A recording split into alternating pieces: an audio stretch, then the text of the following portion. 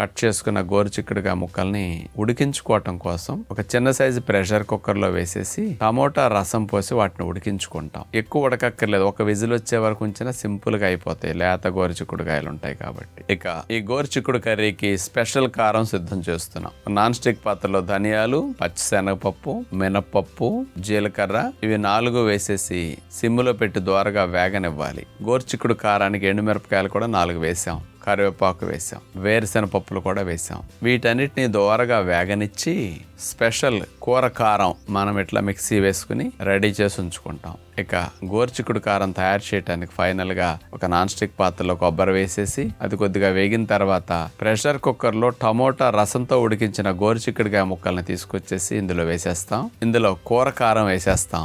దీనివల్లే special taste గోరుచిక్కుడుకాయ కూరకు వస్తుంది అనమాట. పైన నిమ్మరసం కొద్దిగా, కొత్తిమీర కొద్దిగా.